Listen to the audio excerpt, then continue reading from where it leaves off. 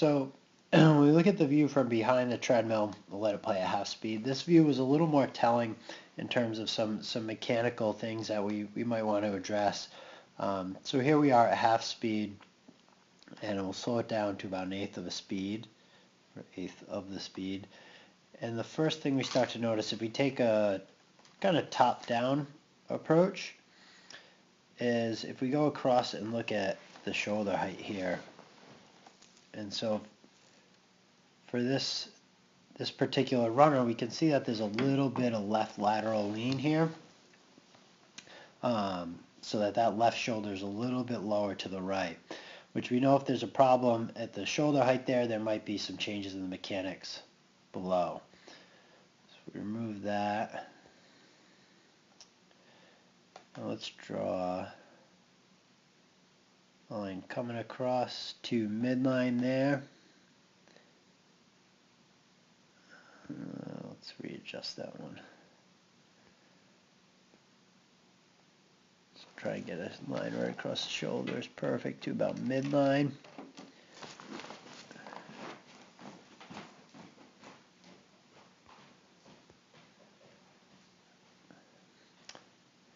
I'm having trouble with that one, so actually what we'll do is we'll draw a line straight down that bisects the pelvis.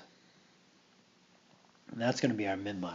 So as we can see, we're shifted over to the left a little bit, which is going to mean that our center of gravity is actually off a little bit to that left side.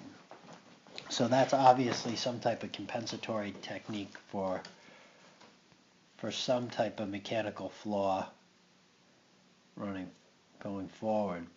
So we can see we just drifted a little bit to the edge of the treadmill, so I'll erase this line here. And now what we start to see is if we take a look at what the foot's doing, we'll kind of go slow here. We'll look at the right heel strike here. So there's contact with the treadmill pretty good right at midfoot.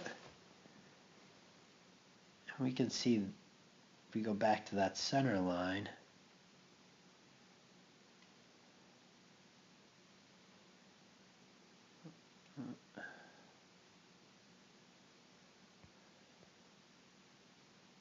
clear those out.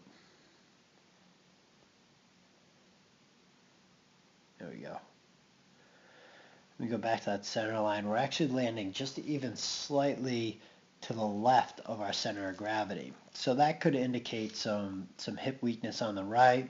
I'm not sure what the injury is in this case, but it's correcting for that lateral lean. And what we're doing is we're bringing the right foot a little too far past our midline to correct for that. So if we kind of roll it through a little bit more, we'll see even when we're coming off, that heel's close to the midline, and then it drifts back out to the side, which is normal, kind of the plane we want to be in. You can see the left side is similar. We'll get back to a left heel strike here. Not quite as pronounced, though, on that left side, and probably because there's not as much trunk lean. So could be an indicator that there could be some weak external rotators on the right side as opposed to the left side. Also, weak right hip abductors could be creating a little bit of that left lateral lean. The other thing we want to take a look at is its effect when the foot hits the ground here. If we take a look in this position, we can see that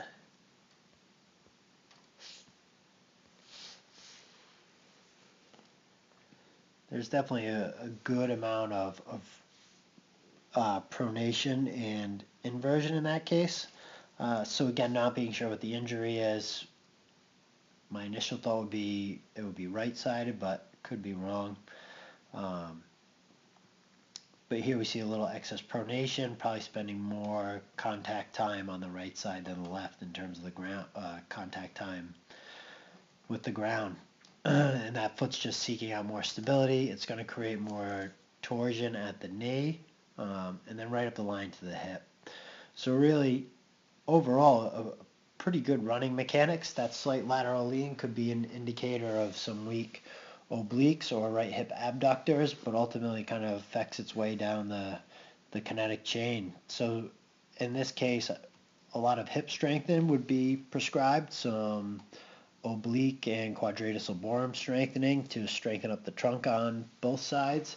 But overall, pretty good form. There's not a whole lot to change here.